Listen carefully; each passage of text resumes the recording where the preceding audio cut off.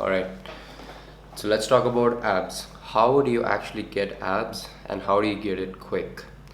Quick disclaimer, doing 100 crunches a day is not going to get you abs. That is simply not how it works, okay?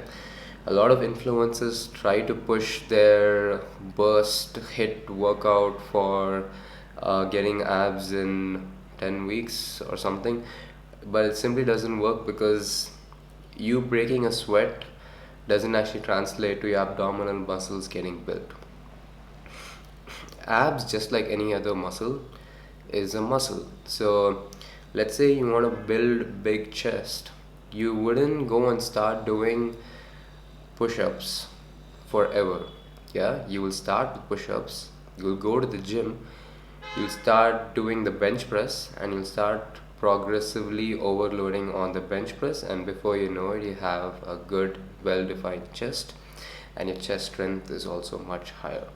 The same thing actually applies for abs, but since it is so more of a PR value, uh, and people associate high explosive movements with abs for whatever reason, a lot of influencers try to push content where they're doing some fancy ab workouts, which is like running you out of breath, and is a lot of new novel movements which seem to uh, be working the abs in their videos because they already have abs, but it is just simply not the most optimal way to get abs, is all I'm saying.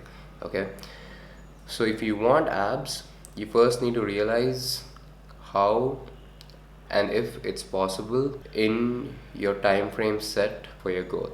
Let's say you want abs in 2 months. First thing you have to think about is, in order for you to see your abs, you need to be at least less than 15% body fat, and if you have very big abdominal muscles, then even around 20% body fat you will be able to see your abs. Okay, so you need to be around 10 to 20% body fat. Yeah, and if you're a person who is 40 plus percentage of body fat, then the 2 month timeline to get abs simply is not realistic at all. Okay, so you need to first define that for yourself. If you're someone who's 25%, and if you can come below 20% in a 2 month time frame, that is definitely possible. You can go for it. Okay, so the next thing is training your abs. How should you train your abs? Like I said, you need to train your abdominal muscles just like you would train any other muscle. Yeah, so you want to pick 2 to 3 workouts and do 12 sets per day, 2 times a week. Yeah, that's more than sufficient, and you want to make sure you're progressively overloading every time you do that every subsequent week. Okay, so my favorite workouts to easily progressively overload is cable crunches, any sort of a leg rise movement, and Russian twists. Okay, so the cable crunch is very straightforward. You can increase the weight every week or increase the number of repetitions every week, and you are progressively overloading. I would recommend you start at 3 sets, 12 reps, and work your way up to 3 sets, 20 repetitions in a particular weight, and then go up in weight and start from 12 to 20 again. For leg raises, I would recommend you do hanging leg raises if you can, but if you can't, you can also do some sort of a leg raise movement in the bench, or you can do reverse crunches just to work out your lower abs. I do not train lower abs too much because it's not a very aesthetic muscle to have. If you think about it, like let's say this is your abs, you have your top 2 layers of abs like this, which looks good. If you have a third layer of abs, it'll just look slightly weird. Instead, you want like the first layer of abs, second layer of abs, and your lower abs just taper into your body like that. And for you to get that, that actually comes from just being on a low calorie diet, like essentially getting rid of the fat around there. If you do have a lot of fat and you train your lower abs, you are going to push your fat outside a little more, and it's just going to make you look fatter. So cable crunches are my number one go-to, and leg raises, lower leg raises, anything without weights, maybe you can do 12 reps, 3 sets, and progressively overload to up to maybe 15 reps each set. And my third favorite exercise is Russian twists. Truly amazing exercise. If you can do it with kettlebells, even better. Okay, and that is the workout side of it. Let's talk about the nutrition side of it.